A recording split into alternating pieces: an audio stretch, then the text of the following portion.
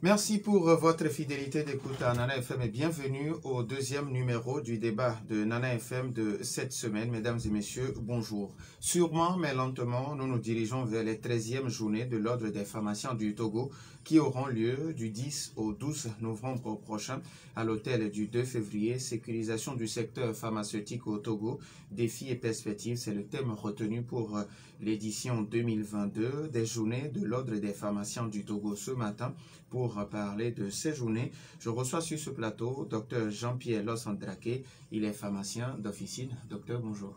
Bonjour, monsieur Djouazi. Approchez-vous un peu plus du micro, s'il vous plaît. Bonjour, monsieur Djouazi. Alors, les auditeurs, vous avez donc la possibilité d'intervenir dans ce débat, soit sur la page Facebook de Nana FM ou via téléphone à partir de 7h35 minutes sur nos deux numéros, 91 09 71 71 ou le 96 61 58 58 avec Nestor Gloire, la mise en onde. Je suis Norbert Djouradi. Une fois encore, merci pour votre fidélité d'écoute, docteur. Merci pour votre disponibilité malgré votre emploi du temps un peu chargé. Alors, l'hôtel du 2 février accueille du 10 au 12 novembre prochain les 13e journées de l'Ordre des pharmaciens du Togo. Situez-nous un peu le contexte de ces journées de l'Ordre des pharmaciens du Togo. Merci beaucoup. Permettez-moi de remercier Nana FM qui ouvre encore une fois ses portes à l'Ordre des pharmaciens par ma voix pour parler encore à la population de notre secteur d'activité. Depuis 2007, l'Ordre des pharmaciens a pris sur lui d'organiser ce qu'on appelle les journées de l'ordre. Nous consacrons chaque année quelques jours à nous ouvrir un peu à la population. Ce n'est pas des journées portes ouvertes en tant que telles, mais c'est juste un moment de pause où nous nous mettons vraiment à la disposition de la population, surtout dans un cadre un peu plus pédagogique. Bon, nous choisissons un thème sur lequel nous sensibilisons énormément. Et en dehors de ça, c'est une occasion aussi pour nous de nous retrouver entre nous. Les pharmaciens sont de plus en plus nombreux et nous nous retrouvons entre nous pour parler de certaines choses qui nous concernent directement au niveau de l'ordre même. Voilà, ce qui fait que depuis 2007, très régulièrement chaque année, nous organisons ces journées-là. Depuis, malheureusement, la Covid a fait que l'année 2020 et 2021 n'ont pas vu ces journées, mais n'empêche que depuis 2007, ça a été fait régulièrement et cette année, nous en sommes à la 13e journée. Alors, est-ce que vous pouvez énumérer quelques recommandations? Parce qu'on sait qu'à la fin de ces genres de réunions, il y a des recommandations, soit à l'endroit de la population ou à l'endroit des autorités. Est-ce que vous pouvez énumérer quelques recommandations des éditions passées et ce que sont devenues ces recommandations?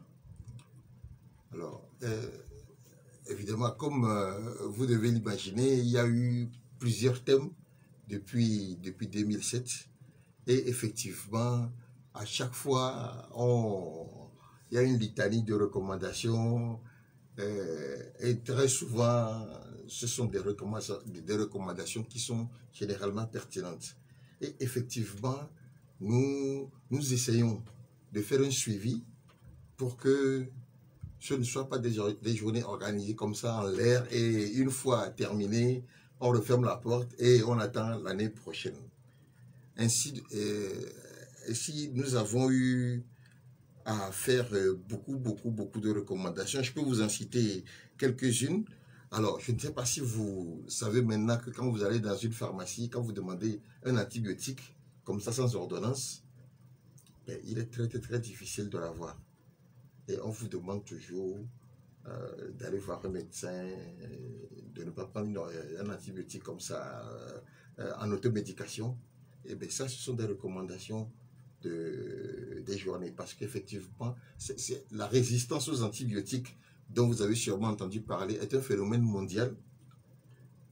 Et si on ne fait pas attention, on va se retrouver devant des maladies qui ne répondent plus du tout aux antibiotiques, bien à l'arsenal d'antibiotiques dont nous disposons. Donc, ce sont ces journées-là qui nous ont permis de sensibiliser au niveau de la population. Et c'est une sensibilisation continuelle. Ça continue jusqu'à aujourd'hui. Qu'est-ce qu'il y a encore comme recommandation? Nous avons sensibilisé sur les maladies chroniques, tout ce qui est hypertension, tout ce qui est diabétique et diabète. Nous avons sensibilisé sur les facteurs de risque. Donc ça fait partie des recommandations des journées de l'ordre. Et en ce qui concerne les pharmaciens eux-mêmes, il y a eu la chambre de discipline. Donc, si vous voulez, c'est un tribunal des pairs. La chambre de discipline permet de juger, entre guillemets, un pharmacien qui a commis quelques fautes, disons, pour parler de manière un peu triviale. Voilà. Et nous avons décidé de construire une maison du pharmacien. Ça, c'est un projet à long terme. Mais c'est ces journées-là qui nous ont permis aussi de prendre ce genre de décision. Alors, il y a eu quelques années, même pas très longtemps, il y a eu l'appel de Lomé. Les deux autorités ont organisé un sommet sur les médicaments, les faux médicaments. Et pareil, ces journées nous ont permis aussi de faire des recommandations sur la manière dont cette lutte-là doit être menée. Alors, voilà. Docteur, le thème retenu pour l'édition 2022 des Journées de l'Ordre des pharmaciens du Togo, c'est sécurisation du secteur pharmaceutique au Togo, défis et perspectives. Que comprendre de ce thème? Alors, merci beaucoup. Je viens tout à l'heure de vous parler du sommet de Lomé sur les médicaments illicites. Il y a énormément de termes qui peuvent parler de ces médicaments-là. Effectivement, sécurisation du secteur pharmaceutique au Togo. Nous venons tous d'être frappés violemment par une crise mondiale qu'on appelle la Covid-19. Et pour vous donner un exemple, du jour au lendemain, devant la panique générale, il y a eu des médicaments qui sont sortis des dessous de lit. Un médicament comme la chloroquine que plus personne utilise depuis des années, on s'est rendu compte que c'est la chloroquine qui traite la Covid. Et du jour au lendemain, le marché est inondé de chloroquine. Alors, mais les pharmaciens étaient complètement ébahis. Cette chloroquine-là sort d'où? Il a été devant la panique générale, n'ont pas hésité à les acheter chez ceux qui détenaient ces stocks-là. Voilà, donc je pense qu'avec cet exemple-là, le thème que nous avons cette année, qui est la sécurisation du secteur pharmaceutique, prend toute sa place et toute sa légitimité. Et le médicament n'est pas une denrée banale, c'est un produit chimique qui des fois même, pris d'une mauvaise façon, peut causer même d'autres troubles. Donc, il nous appartient à nous, pharmaciens, de tout faire pour que les médicaments que nous faisons venir dans le pays, parce que ça aussi, peut-être que nous allons en parler après, c'est le pharmacien seul qui est habilité à faire venir le médicament et à contrôler tous les circuits. Donc, depuis la fabrication jusqu'à la dispensation, comme on dit, en officine. Donc, c'est le pharmacien d'officine qui est chargé de distribuer les médicaments à la population. Il est de notre devoir de rendre ce médicament-là sûr. Du coup, nous avons un secteur que nous avons à protéger pour le bien de la population. Donc, d'où ce terme-là que nous avons choisi vraiment cette année. Et comme je vous le dis, après la Covid, on s'est rendu compte que le défi est permanent. Alors, l'un des sous-thèmes de ces journées de l'Ordre des pharmaciens, c'est circuit légal et illégal des produits pharmaceutiques, réglementation et précaution. Aujourd'hui, la lutte contre les faux médicaments ou les médicaments illicites, comme vous les appelez, où en sommes-nous aujourd'hui? Alors, où en sommes-nous? C'est une question facile et difficile en même temps. C'est une lutte de tous les jours. Vous savez, ceux qui s'adonnent à ce genre de trafic réfléchissent toujours à comment faire pour avoir un coup d'avance. L'Ordre des pharmaciens, le ministère de la Santé, le ministère de la Sécurité sont en synergie totale pour traquer chaque jour que Dieu fait ces vendeurs de mort, parce qu'on ne peut pas les appeler autrement. Le secteur du médicament, je pense que c'est l'un des secteurs les plus réglementés. Si vous voyez tout ce qu'il faut faire pour faire venir un seul médicament au Togo, mais vous allez vous demander comment ça se fait qu'il y ait des médicaments dans la rue. Mais justement, et le Togo n'est pas une exception. Dans tous les pays du monde, le secteur du médicament est très réglementé parce que c'est un produit très sensible, comme je l'ai dit tout à l'heure. Ça permet de guérir. Un produit qui permet de guérir, on ne peut pas se permettre de donner un produit toxique à la place. Donc, le secteur licite, doit être détenu et contrôler ce que nos autorités font généralement. Malheureusement, effectivement, c'est un trafic qui rapporte beaucoup d'argent. Et comme tout trafic, on a déjà vu des vendeurs de produits divers, hein, des vendeurs de carreaux. Au port, on a vu dans leurs conteneurs des médicaments. On a vu des vendeurs de savon. Au port, on a vu des médicaments dans leurs conteneurs. Bon, ils sont toujours très ingénieux pour faire venir ces médicaments-là, justement, qui ne subissent aucun contrôle. Parce que les médicaments que nous détenons de nos officines obtiennent ce qu'on appelle un visa. C'est une AMM, une autorisation de mise sur le marché de la part du ministère. Et chaque année, pour ne pas dire plusieurs fois par an, il y a une commission qui se réunit justement pour étudier le dossier de chaque médicament. Chaque médicament que vous voyez en pharmacie a une carte d'identité bien précise. Et c'est cette carte d'identité-là qui permet au ministre de signer ce qu'on appelle l'agrément, l'autorisation de mise sur le marché. Donc ces médicaments que nous voyons dans la rue ou qui sont vendus, comme on dit, sous le manteau, c'est des médicaments dont personne ne connaît la provenance. Est-ce qu'ils sont surdosés? Est-ce qu'ils sont sous-dosés? Personne ne sait.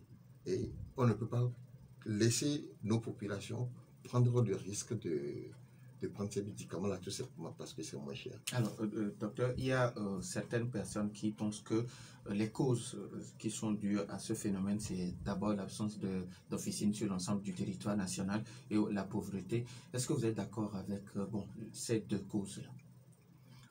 Oui, c'est un constat. C'est vrai qu'il y a eu quelques années,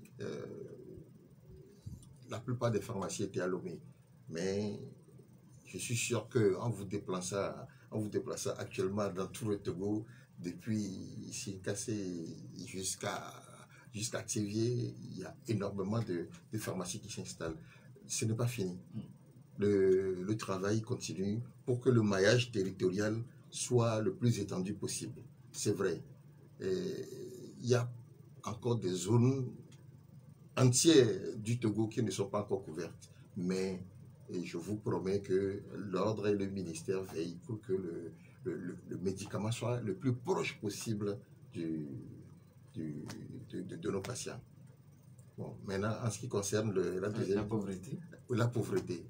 Ah, ça, si on avait le temps, j'aimerais bien qu'on en parle. Voyez-vous, les pharmacies souffrent d'une... comment on appelle ça? Les pharmacies souffrent d'un mythe. Quand on voit une pharmacie, on se dit toujours que c'est cher. Alors que vous venez à la pharmacie, il y a plein de médicaments qui sont à la portée de tout le monde, de toutes les bourses. Nous avons ce qu'on appelle un médicament générique. Les médicaments génériques, je pense que on l'a déjà expliqué, mais ça aussi c'est de la pédagogie, il faut continuer par l'expliquer. Le médicament générique, c'est la copie d'un médicament original mais qui n'a plus subi les, si vous voulez, les coûts de recherche. Celui qui sort un médicament a mis beaucoup d'argent pour faire les recherches, les essais et autres. Mais au bout de quelques années, ce médicament-là tombe ce qu'on appelle dans le domaine public. C'est comme si celui qui a sorti le médicament a perdu son droit d'auteur. Donc, tous ceux qui ont la technicité peuvent recopier ce médicament-là sans payer les droits d'auteur. C'est pour ça que les médicaments génériques coûtent moins cher. Et ces médicaments génériques, c'est une politique quasiment nationale qui nous pousse à en commander le maximum. Et dans toutes les pharmacies, il y a beaucoup de médicaments génériques. Et encore une fois, je lance un appel à la population. Si vous trouvez qu'on vous a prescrit un médicament qui est cher, demandez au pharmacien, il va vous donner un générique. Et je vous dis que le générique, c'est exactement la même chose que le médicament original qu'on appelle Princeps. C'est exactement la même chose. Donc, encore une fois, je lance un appel à la population. N'hésitez pas. Vous savez, moi, je mets des parasites chaque année avec un médicament qui coûte 100 francs. Je ne peux pas vous dire son nom, mais ça coûte 100 francs. Mon médicament de tension coûte 545 francs. Alors, quand j'ai un médicament qui coûte 545 francs pour ma tension, pourquoi aller dans la rue pour aller acheter la même chose, mais qui risque de me tuer en plus? On a du paracétamol que tout le monde connaît à la pharmacie. Le paracétamol, les 20 comprimés, ça coûte 150 francs, 127 francs. Ça dépend de l'origine, mais ça coûte 125 francs, 150 francs. 20 comprimés de paracétamol. Alors que je sais qu'on achète dans la rue un comprimé à 25 francs. 91 09 71 71 ou le 96 61 58 58. Nos auditeurs ont maintenant la possibilité sur ces deux numéros, mais après la courte pause.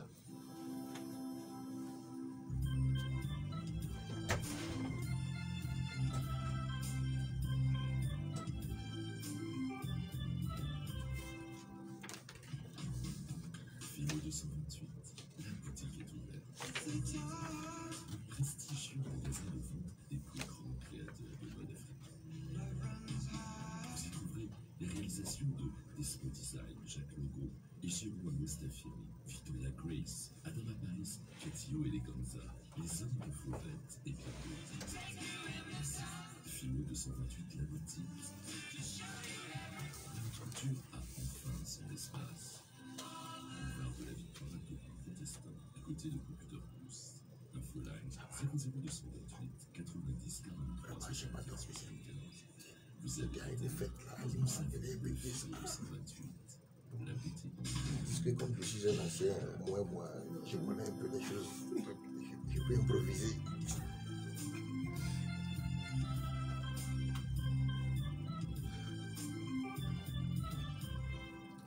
Retour dans le studio de Nana FM 91 09 71 71. Nous avons un premier auditeur en ligne. Nana FM, allô? Oui, allô, bonjour. Moi, c'est Dadido Gomé. Comment allez-vous? Ça va bien, merci. Bonjour à notre invité. Bonjour.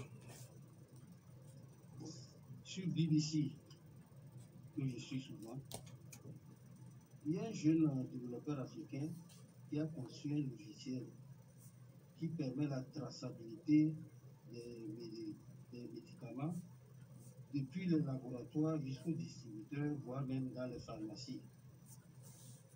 Je voudrais poser ma première question à notre invité. Est-ce que l'ordre des pharmaciens du Togo est au courant de cette invention? Et si oui, que fait l'ordre des pharmaciens du Togo pour acquérir ce logiciel? D'autant que j'ai suivi 2 ou 3 fois cette émission sur BBC. Le développeur dit que cela s'utilise déjà au Sénégal, en Côte d'Ivoire et au Cameroun. Ma deuxième préoccupation, et quels sont les grossistes agréés au Togo? Et pourquoi ne pas mettre sur les médicaments qui sont vendus au Togo pour protéger la population des logos de ces grossistes afin de protéger efficacement la population et éviter l'achat de faux médicaments? une petite remarque. Oui. J'espère que notre invité ne va pas nous dire que pour la proposition qu'il y a ça à propos des logos, que les grossistes peuvent copier ces logos, donc cela ne servira à rien. Non, il y a le scannage que nous avons tous sur nos smartphones qui nous permettront de savoir si le logo est vrai ou faux. Merci, bonne journée. Merci et bonne journée à vous aussi. Nous avons un autre auditeur en ligne, Nana FM, allô? Madame ici, comment allez-vous? Voilà, je voudrais demander à l'invité où s'en est avec le Togo Pharma par rapport au CAMEG. Est-ce que le Togo Pharma ne marchait pas mieux que le CAMEG qui est en léthargie? Voilà. Et puis, il y a la CEDEAO, les produits pharmaceutiques de la CEDEAO. Le Ghana, par exemple, utilise que ces médicaments pour soigner la population.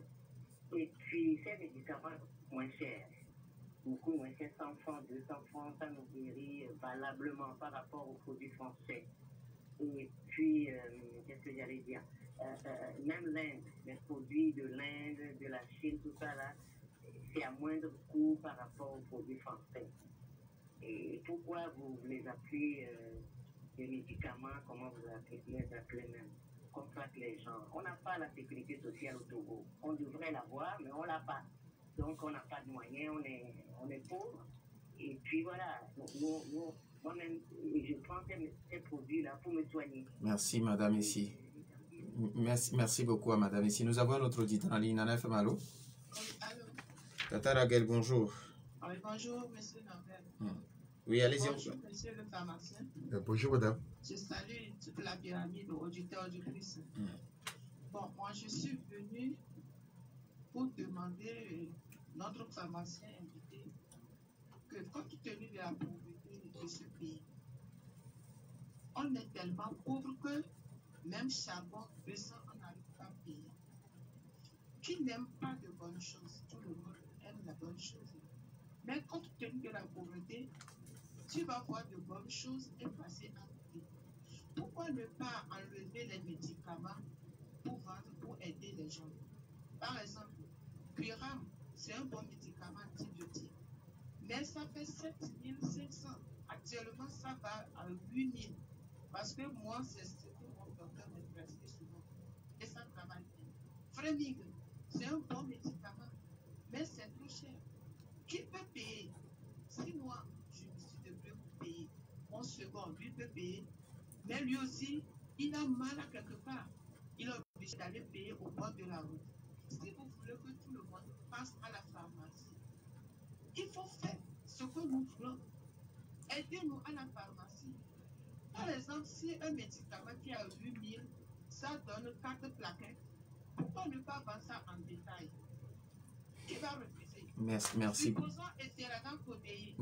Tata Raguel, merci beaucoup. Le docteur a compris, il va essayer de vous expliquer. Merci beaucoup à Tata Raguel. 91 09 71 71 ou le 96 61 58 58.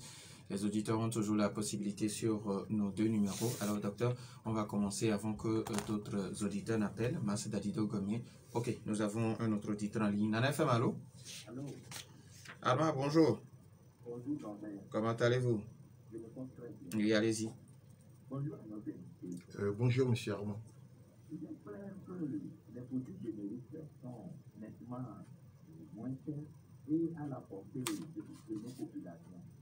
Mais il se dit aussi que certaines de nos populations sont un peu réticentes à prendre ces produits. Avec tout ça, là, quelle sera la stratégie de la sensibilisation pour amener les uns et les autres à adopter ces médicaments pour une fois que alléger la souffrance des populations? Merci à vous aussi, Armand. 91 09 71 71 ou le 96 61 58 58. Docteur, maintenant on va commencer avec Mas Dadido Gomier qui parle d'un jeune développeur africain qu'il a suivi sur la BBC, qui le logiciel permet de tracer les médicaments. Est-ce que vous êtes déjà au courant de cette innovation?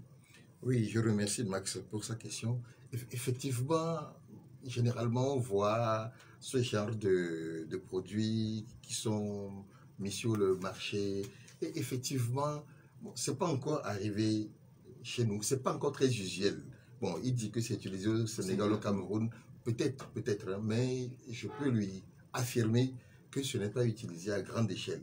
Peut-être que c'est dans un certain milieu, juste pour certaines vérifications, mais ce n'est pas utilisé à grande échelle. Mais sinon, effectivement, on en parle. Et il y a même, c'est au niveau de l'OMS qu'il y a une cellule qui réfléchit sur la contrefaçon mondiale, donc qui est en train de chercher à mettre en place ce genre de logiciel que nous appelons vraiment de tous nos voeux. Vraiment, ce serait une très bonne chose. Bon, maintenant, il a parlé du logo des grossistes. Bon, effectivement, nous avons, disons en gros, 5 grossistes. Donc les grossistes, j'explique rapidement pour ceux qui ne le savent pas, c'est les grossistes qui sont en charge d'acheminer les médicaments de l'extérieur au Togo. Voilà, pour faire une explication rapide. Bon, alors, ces grossistes ont déjà leur logo plus ou moins sur les médicaments. Donc, j'aimerais dire à M. Max que s'il achète un médicament, il n'a qu'à regarder sur la boîte, l'étiquette, là où on met le prix. Chaque étiquette diffère selon les grossistes. Donc, et déjà, vous allez vérifier sur chaque médicament que vous achetez au niveau de l'étiquette, vous allez voir qu'il y a le nom de la pharmacie dans laquelle vous avez acheté le médicament. Ce qui fait que des fois, même quand les gens ramènent un médicament, ils disent, voilà, j'ai acheté ce médicament, on peut lui dire, ah ben non, regardez, il n'y a pas le nom de ma pharmacie dessus. Alors que sur toutes les étiquettes, il y a non seulement l'étiquette diffère selon le grossiste, donc ça peut régler plus ou moins son problème, et il y a le nom de chaque pharmacie et la date d'arrivée du médicament dans la pharmacie sur l'étiquette. Voilà. Avant d'aller avec madame, ici nous avons un autre auditeur en ligne. Nana FM, allô? Oui, bonjour. Oui, bonjour. Oui, j'aimerais participer. Vous y êtes. Oui, bonjour, docteur. Votre nom, s'il vous plaît? Monsieur Kiss, dans les Picofé. Monsieur Kiss. Kiff. Ok, oui, allez-y, monsieur Kiff. Oui, j'aimerais savoir, est-ce qu'un prescripteur peut être vendeur de médicaments? Parce que nous avons constaté que les docteurs peuvent aussi vendre leurs médicaments dans leur clinique. Dès que vous arrivez et vous présentez l'assurance, on ramasse tout ce qu'on peut ramasser pour vous donner. Alors que depuis longtemps avec Togo Pharma, tu ne vas jamais aller dans une clinique et trouver une pharmacie là-bas. Pourquoi vous ne voulez pas nous protéger de ce côté? Merci beaucoup à monsieur Ekif. 91 09 71 71 ou le 96 61 58 58. On peut prendre encore un auditeur. Alors, docteur, il y a les questions de madame ici. Où en est-on avec Togo Pharma? Elle parle aussi de Kamel. Alors, Togo Pharma, c'était avant 1991. Et effectivement, depuis 1991, si vous voulez, le grossiste dont je donné l'explication tout à l'heure, avant, Togo Pharma était le seul grossiste. C'était vraiment le grossiste national qui, effectivement, avait ses démembrements quasiment dans chaque préfecture. Depuis 1991, en fait, la politique a changé. Il y a des grossistes privés qui ont été agréés. Donc, il y en a plusieurs sur le marché. Et donc, l'État a préféré mettre en place la CAMEG, qui veut dire Centrale d'achat des médicaments essentiels et génériques. Elle a parlé tout à l'heure de médicaments génériques, de médicaments indiens, de médicaments... Voilà. La CAMEG fait venir essentiellement des médicaments génériques pour le circuit, comment je dirais, public du Togo. Voilà. Les médicaments que vous voyez dans les centres de santé, dans les formations sanitaires, à l'hôpital, ce sont des médicaments que la CAMEG a fait venir dans le pays. Et je peux lui dire que la CAMEG fait sa part pour la santé des Togolais. Voilà. Maintenant, elle parle de la CEDEAO, du Ghana, des médicaments chinois, indiens et autres. Tout ça, je lui donne raison. Vous savez, dans nos pharmacies, il y a des médicaments ghanéens. Il n'y en a pas beaucoup, mais comme j'avais déjà expliqué, vous savez, ça suit un circuit très rigoureux. Le médicament que vous avez en pharmacie, je lui dis à madame ici, suit un circuit très rigoureux. Et nous avons des médicaments non seulement ghanéens, mais nous avons des médicaments indiens chez nous. Nous avons des médicaments algériens. Nous avons des médicaments qui viennent de tous les pays, à condition qu'on soit certain que ce que nous offrons à nos populations soit sans danger. En tout cas, dans les conditions normales de prise. Donc, je rassure madame ici, tout est fait pour que les Togolais payent le moins possible de leur poche les médicaments. Et d'ailleurs, même pour arriver un peu sur la question de monsieur... de madame Raquel, je crois. Oui, Tata Raquel, oui. Voilà. Alors, vous savez, elle a cité des antibiotiques. C'est des antibiotiques qui sont très, très, très puissants. Les deux qu'elle a cités là. Et ça me permet encore de revenir sur l'affaire des médicaments, des antibiotiques que les Togolais aiment prendre pour un oui ou pour un non. Mais justement, c'est parce qu'il y a des résistances qu'on en arrive là à prendre des médicaments qui coûtent 8 000, 7 500. Mais je la rassure, elle n'a qu'à demander à son médecin. Il y a des antibiotiques qui sont aussi forts, qui sont exactement des génériques de ça. Déjà, ça, c'est des génériques. Les deux médicaments qu'elle a cités, c'est des génériques. Donc, il y en a d'autres qui sont encore moins chers. Donc, elle peut voir avec son médecin. Je ne sais pas pourquoi elle prend ces médicaments-là. Parce que si elle en parle, c'est comme si elle les prend au long cours. Je ne pense pas que ce soit vraiment normal non plus. J'espère qu'elle ne fait pas de l'automédication. Mais qu'elle demande à son médecin qui forcément, ou bien à la pharmacie, on lui trouvera des antibiotiques de cette famille-là un peu moins chers. Alors, Armand, le suivant, qui pense qu'aujourd'hui, les populations sont réticentes pour prendre ces produits génériques. Alors, quelles sont les stratégies que vous avez pour sensibiliser ces populations? Alors, déjà, moi, je dis une chose, on parle de l'INAM très souvent. Vous savez, l'INAM a déjà plus ou moins réglé ce problème-là, mais pour l'instant, c'est pour les fonctionnaires. Avec l'INAM, il y a énormément de génériques qui sont pris. Parce que l'INAM pousse à la prescription des génériques. Nous sommes en train d'aller vers la couverture santé universelle. Donc, l'État est en train de mettre en place les structures pour que chaque Togolais, si possible, soit pris en charge contre une contribution minimale.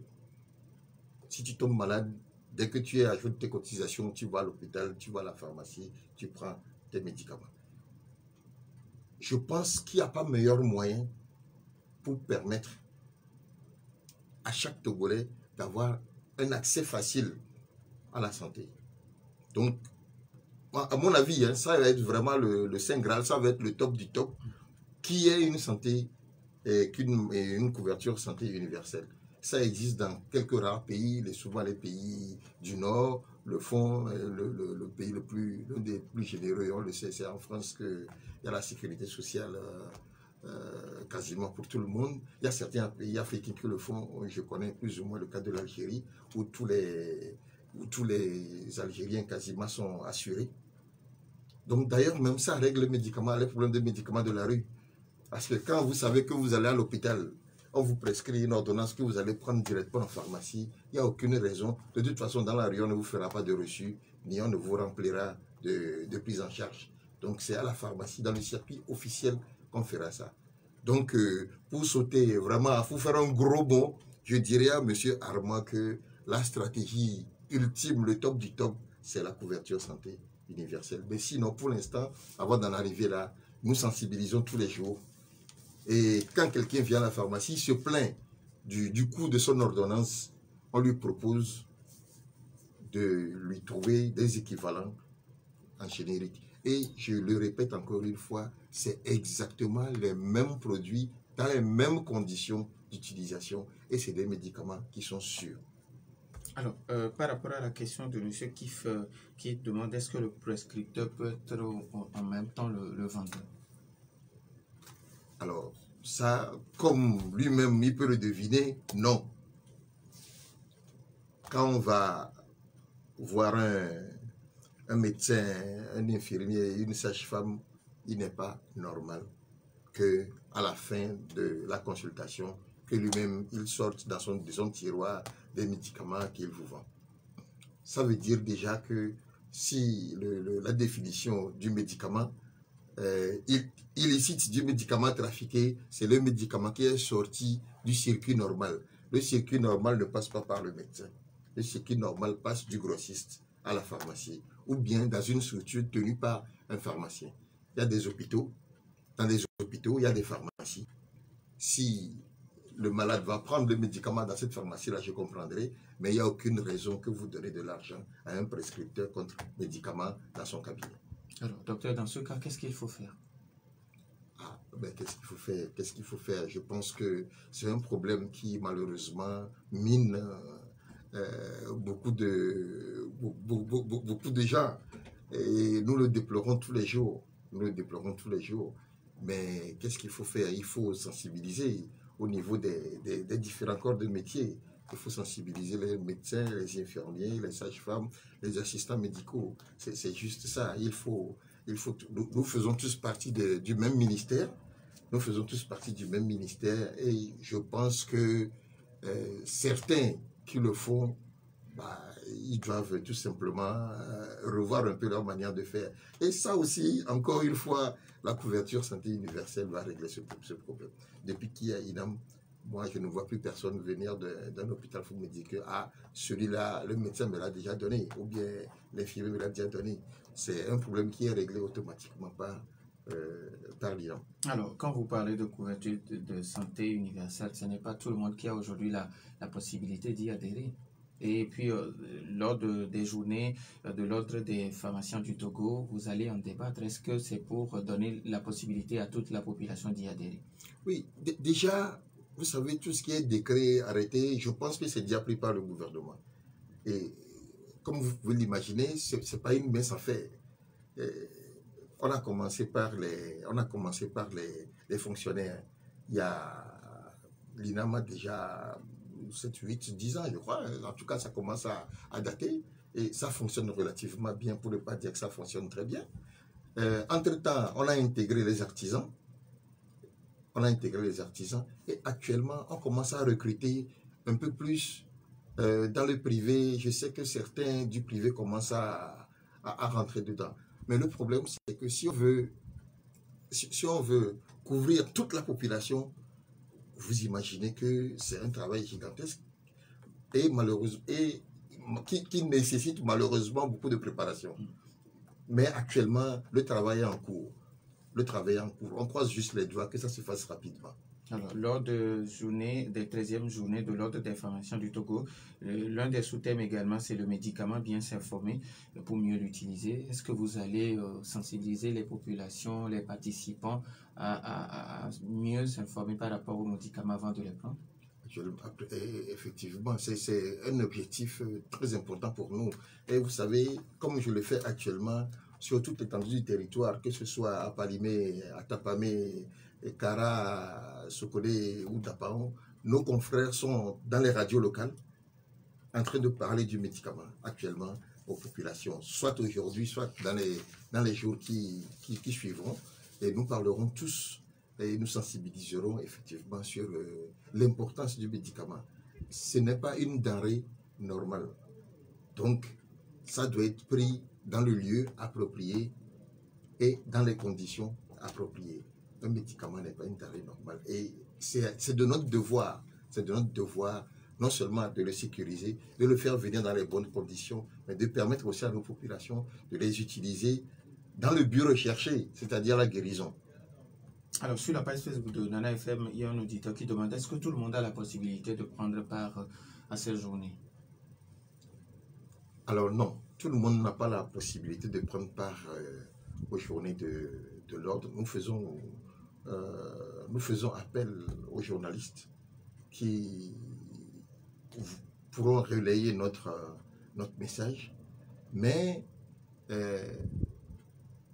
la meilleure façon de participer à ces journées, vous allez voir déjà actuellement sur toutes les pharmacies, il y a des affiches. Donc avec le thème. Et nos pharmacies sont des espaces ouverts. Vous savez, quand on rentre dans une pharmacie, ce n'est pas forcément pour payer un médicament. On a beaucoup de Togolais qui rentrent dans les pharmacies uniquement pour demander conseil. Voilà, j'ai eu ça, qu'est-ce que je dois faire? quand on vient à la pharmacie, ce n'est pas forcément pour acheter un médicament. J'insiste dessus. C'est un espace santé, un espace de conseil, un espace de proximité même. D'ailleurs, même moi, j'aime bien quand mes clients à la pharmacie me disent « Ah, ici, c'est ma pharmacie ». Ça veut dire qu'ils se le sont appropriés. Et je pense que c'est l'un des meilleurs cadeaux que je reçois quand j'entends ce terme-là. Ici, c'est ma pharmacie. Donc, je viens quand je veux. Et effectivement, c'est un espace qui est ouvert. C'est un espace de sensibilisation. Et c'est un espace d'éducation. Donc, encore une fois, si quelqu'un veut savoir un peu ce qui se passe tout au long de nos journées, je pense que le meilleur endroit, c'est de rentrer dans une pharmacie et de demander, vous aurez un pharmacien à votre disposition. Et c'est votre droit en plus. Ça aussi, je le dis à chaque fois, quand vous rentrez dans une pharmacie, si vous voulez voir le pharmacien, c'est votre droit de le voir. C'est un exercice personnel. Il est là pour vous, il est là pour la population. Alors, toujours sur la page Facebook de Nana FM, il y a un auditeur qui écrit « On a tous envie d'aller à la pharmacie demander conseil, mais le bon accueil n'est pas toujours au rendez-vous. » Bon, malheureusement, c'est un grief que nous entendons souvent, mais je le dis aussi, une sensibilisation en interne. C'est pour ça que nous faisons nos journées ordinales, en fait. Pendant ces journées-là, il y a un moment où on prend un thème qui concerne la pharmacie elle-même. On peut parler, par exemple, de la déontologie, de la confraternité. Voilà, de l'accueil. Et il nous est déjà arrivé de parler de l'accueil. C'est possible que notre auditeur ait eu une mauvaise expérience, mais je le rassure, un travail est fait continuellement aussi pour que nos auxiliaires, ceux qui nous aident, aient un comportement, disons, un peu plus avenant. Surtout que quand on vient à la pharmacie, ce n'est pas parce qu'on est content, c'est parce qu'on a un souci. Il n'est pas normal qu'on soit agressé verbalement quand on vient chez nous. Alors, docteur, vous avez juste 30 secondes pour votre mot de la fin. Mais encore une fois, je remercie Nana FM. Ce n'est pas moi qui parle, mais c'est l'ordre des pharmaciens. Nous avons du travail, beaucoup de pain sur la planche. Et nous demandons à la population de venir nous voir. Je le dis, je le redis, venez nous voir. Nous avons des médicaments qui sont à votre portée.